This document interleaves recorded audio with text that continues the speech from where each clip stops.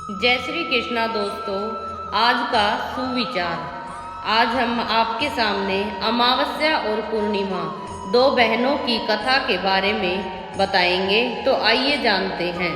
एक राज्य में एक राजा और एक रानी रहते थे, जिनकी 4 संतानें थी, 2 लड़के और 2 लड़की। एक लड़की का नाम पूर्णिमा तथा दूसरी लड़की का नाम अमावस्या था। पूर्णिमा घर के कामों में निपुण थी और घर का पूरा काम करती थी और भगवान की पूजा अर्चना भी किया करती थी। इसके अतिरिक्त वह गौ माता की सेवा भी करती थी।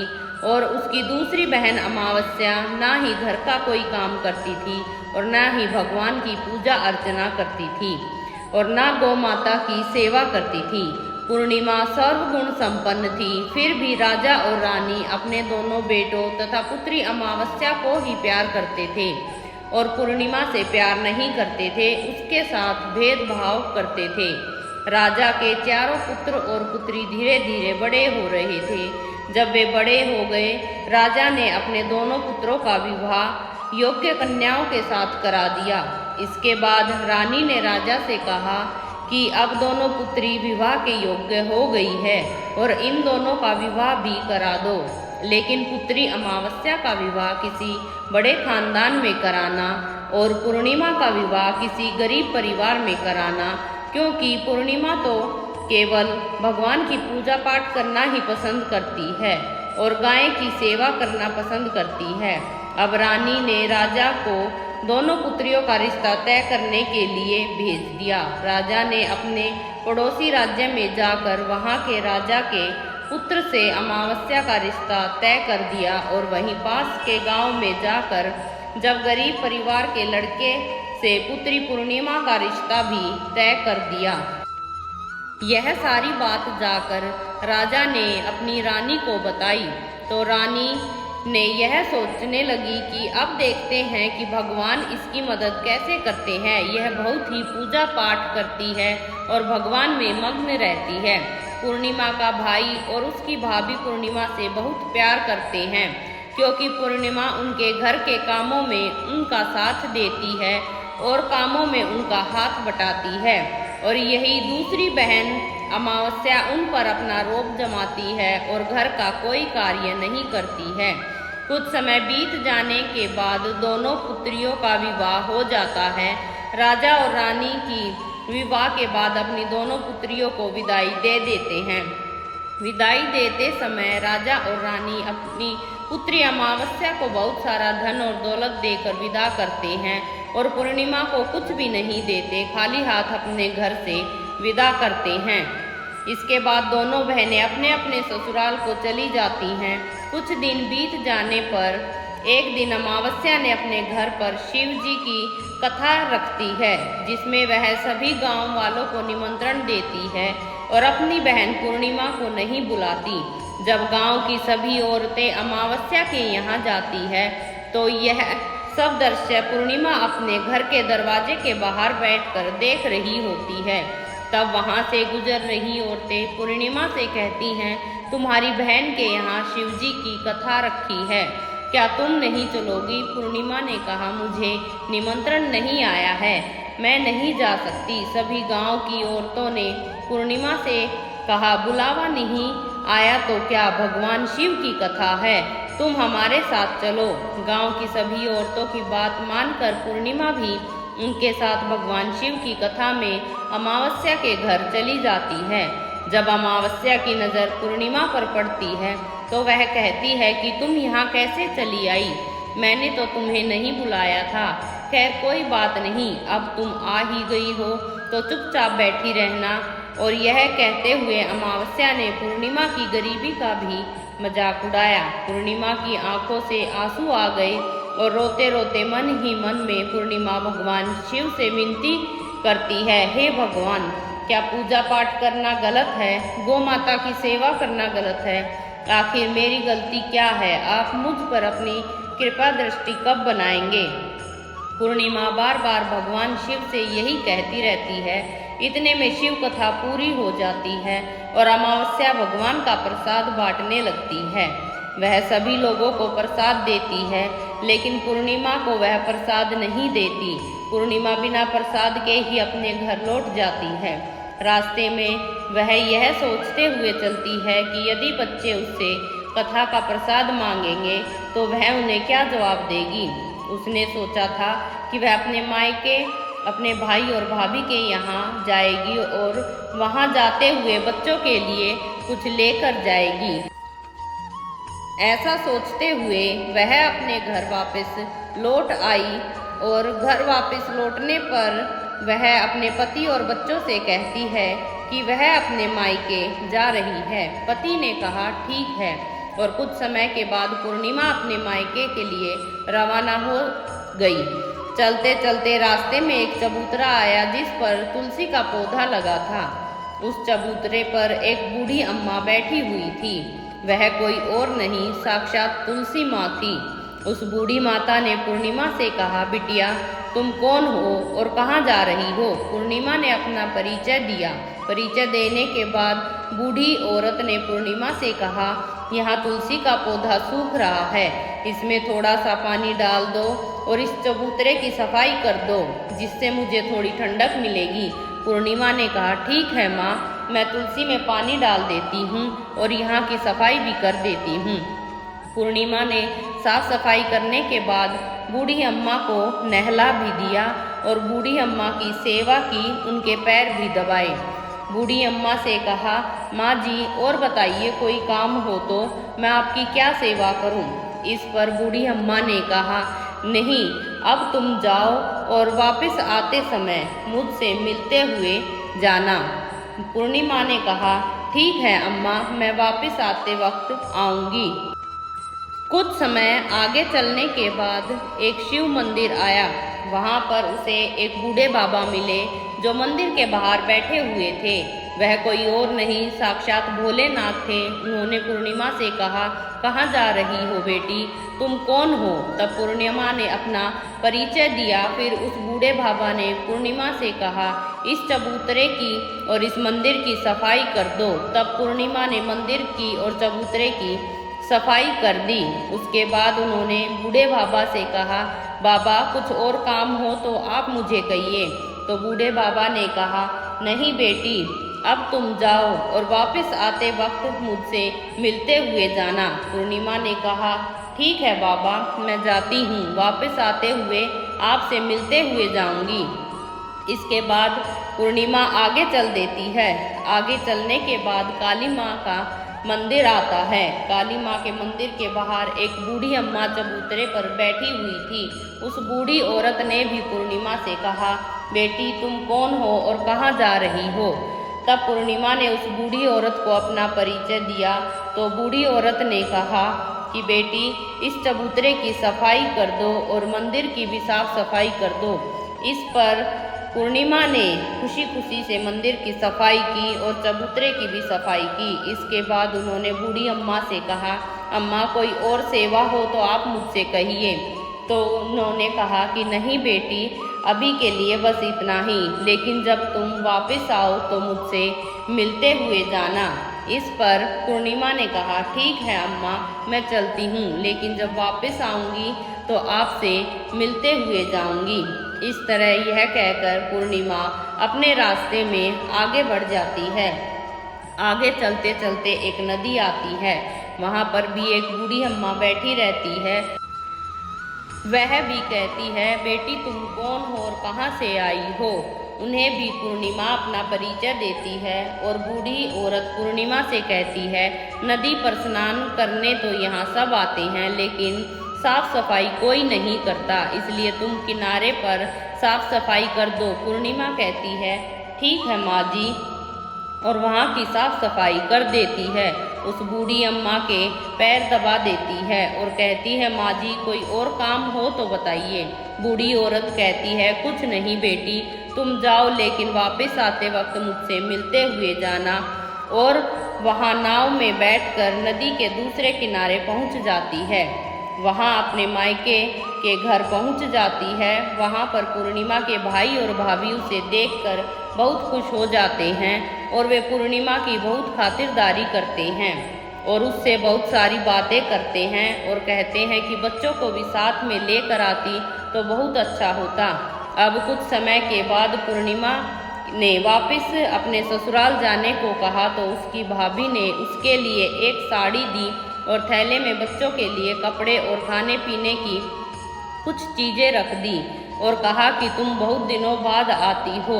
और पूर्णिमा की भाभी ने यह थैला पूर्णिमा के हाथों में दे दिया और कहा कि जाओ और जल्दी वापस आना। इसके बाद पूर्णिमा वहाँ से अपने ससुराल के लिए रवाना हो गई और उसी नदी के किनारे पहुँची और नाव में बैठकर दूसरे किनारे पर उतर गई। वहाँ पर उतरने के बाद उसे वही बूढ़ी अम्मा मिली जो साक्षात गंगा मैया थी। उस बूढ़ी अम्मा ने पूर्णिमा को एक थैला दिया और कहा कि इसे तुम अपने घर जाकर ही खोलना। अब पूर्णिमा के पास 2 थैले हो गए थे। उन्हें लेकर पूर्णिमा वहाँ से रवाना हुई। आगे कुछ दूर चलने पर काली माँ का मंदिर आया। वहाँ पर काली माँ बूढ़ी माँ के रूप में विराजमान थी। उसने कहा कि आ बेटी पूर्णिमा। पूर्णिमा ने कहा माँ जी मैं आ गई। काली माँ ने उसे एक थैला दिया और कहा कि यह थैला अपने घर जाकर खोलना। अब पूर्णिमा के पास 3 थैले हो गए थे। तीनों थैली को लेकर पूर्णिमा आगे बढ़ी। कुछ दूरी पर शिव का मंदिर आया जहाँ बूढ़े बाबा शिव के रूप में विराजमान थे। बूढ़े बाबा ने कहा पूर्णिमा तुम वापस आ गई। पूर्णिमा ने कहा हाँ बाबा मैं वापस आ गई। बूढ़े बाबा ने भी पूर्णिमा को एक थैला दिया और कहा कि यह थैला तुम घर जाकर ही खोलना। पूर्णिमा ने कहा ठीक है। अब पूर्णिमा के पास 4 थैले हो गए थे। अब पूर्णिमा 4 थैले कैसे लेकर जाती। उसने एक पुरानी साड़ी निकाली और उन सभी थैलों का एक गट्ठर बना लिया और अपने सिर पर रखकर वहां से रवाना हो गई। कुछ दूर जाने के बाद उसे तुलसी माँ बूढ़ी औरत के रूप में मिलती है और कहती है पूर्णिमा तुम आ गई। पूर्णिमा ने कहा हाँ माँ जी मैं आ गई। बूढ़ी औरत ने भी उसे एक थैला दिया और कहा कि बेटी तू इसे अपने घर जाकर ही खोलना। पूर्णिमा ने कहा ठीक है माँ जी। अब पूर्णिमा के पास 5 थैले हो गए। वे पूर्णिमा वहाँ से रवाना हुई तो वापस अपने घर पहुँच गई। पूर्णिमा ने गट्ठर को नीचे रखा और सबसे पहले अपने मायके का थैला खोल कर देखने लगी। उसमें बच्चों के लिए अच्छे अच्छे कपड़े और खाने पीने की चीज़ें थी और उसमें कुछ गहने भी थे। पूर्णिमा ने कपड़े अपने बच्चों को दिए और खाने पीने की चीज़ें भी बच्चों को दे दी। बच्चे यह सब पाकर बहुत खुश थे। अब पूर्णिमा ने दूसरा थैला खोला जो उसे गंगा मैया ने दिया था। उसमें ढेर सारे हीरे जवाहरात सोना चांदी आदि था। इसके बाद अब पूर्णिमा ने तीसरा थैला खोला जो उसे काली माँ ने दिया था। उसमें बहुत सारा सोना श्रृंगार का सामान भरा हुआ था। उसके बाद पूर्णिमा ने चौथा थैला खोला जो उसे भगवान शिव ने दिया हुआ था। उसमें बहुत सारा धन संपत्ति भरी हुई थी और बहुत सारी खुशियाँ भरी हुई थी। इसके बाद अब पूर्णिमा ने 5वां थैला खोला जो उसे तुलसी माँ ने दिया था। उसमें चावल दाल और 7 प्रकार की खाने की चीज़ों से भरा हुआ था। अब पूर्णिमा के घर में किसी भी चीज़ की कमी नहीं थी। उसका घर धन धान्य से भरा हुआ था और परिपूर्ण था। अब पूर्णिमा और उसका परिवार सुख में जीवन व्यतीत करने लगा। अब पूर्णिमा के मन में विचार आया क्यों न शिव जी की कथा कराई जाए और शिव जी की कथा में एक कार्यक्रम रखा। पूर्णिमा ने गांव के सभी लोगों को निमंत्रण दिया और घर घर जाकर सभी लोगों को बुलावा दिया। पूर्णिमा अपनी बहन अमावस्या के घर भी गई और अमावस्या को भी शिव जी की कथा के लिए उसने अपने घर पर बुलाया। जब अमावस्या पूर्णिमा के घर शिव जी की कथा में आई तो उसने देखा कि पूर्णिमा के घर में किसी भी चीज़ की कोई कमी नहीं है। इतना सारा धन दौलत देखकर अमावस्या आश्चर्यचकित हो गई।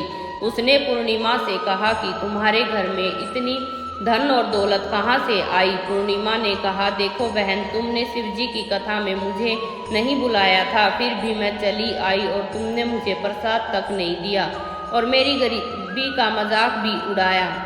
उसके बाद मैं अपने घर आ गई और घर आते हुए मन ही मन सोच रही थी कि अपने मायके जाऊंगी और मैं अपने मायके चली गई। जो कुछ घटना इस बीच हुई वह सारी घटना उसने अपनी बहन अमावस्या को बता दी। तो अमावस्या कहती है कि तुम भी मुझे प्रसाद मत दो, और मुझे डांट लो। लेकिन पूर्णिमा ने कहा, यह तो भगवान शिव का प्रसाद है, मैं तो सबको दूंगी और तुम्हें भी दूंगी। फिर भी अमावस्या ने प्रसाद नहीं लिया और वह सीधे अपने घर चली गई। घर जाकर अपने बच्चों से कहकर वह अपने मायके जाने के लिए तैयार हो गई और मायके के लिए निकल गई। उसे भी रास्ते में चलते चलते तुलसी माँ मिली, जो चबूतरे पर बूढ़ी औरत के रूप में बैठी हुई थी। बूढ़ी माँ ने अमावस्या से कहा, बेटी तुम कौन हो और कहाँ जा रही हो? अमावस्या ने अपना परिचय दिया तो बूढ़ी माँ ने कहा, बेटी तुम यह तुलसी का पौधा सूख रहा है, इसमें थोड़ा पानी डाल दो और इस चबूतरे की साफ सफाई कर दो।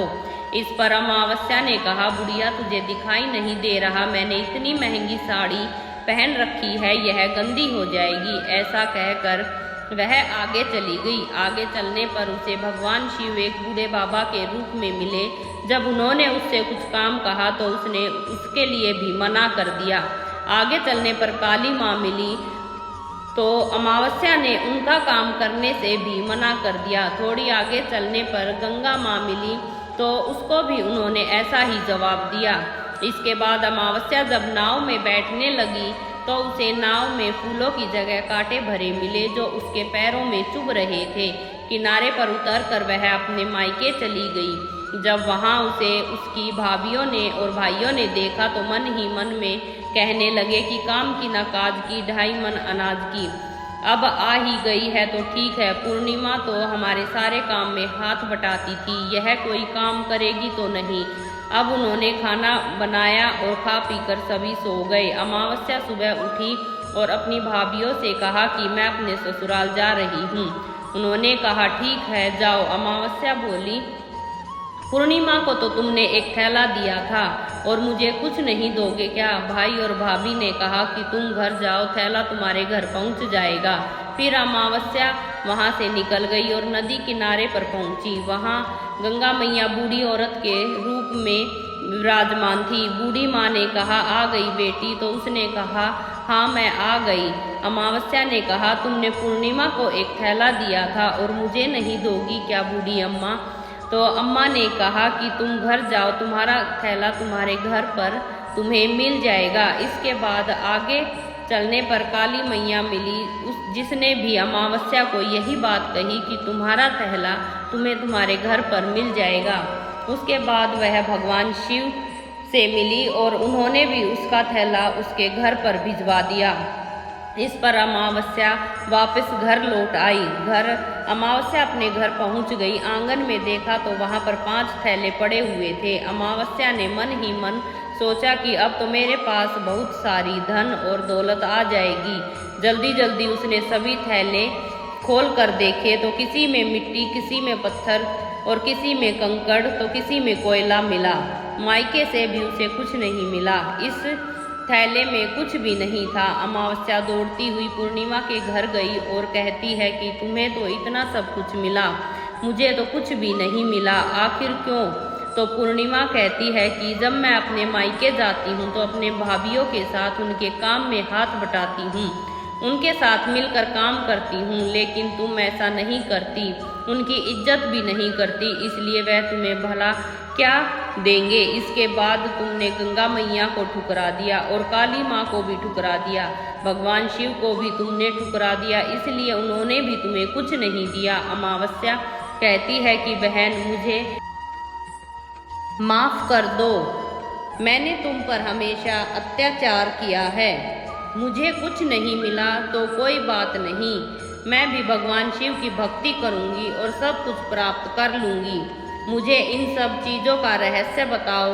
तो पूर्णिमा ने कहा कि तुम 3 सूत्र का ज्ञान ले लो और उनकी कथा करना। पहले सूत्र में दया मांगना, दूसरे सूत्र में कथा मांगना और तीसरे सूत्र में 108 बार ओम नमः शिवाय का जाप करना।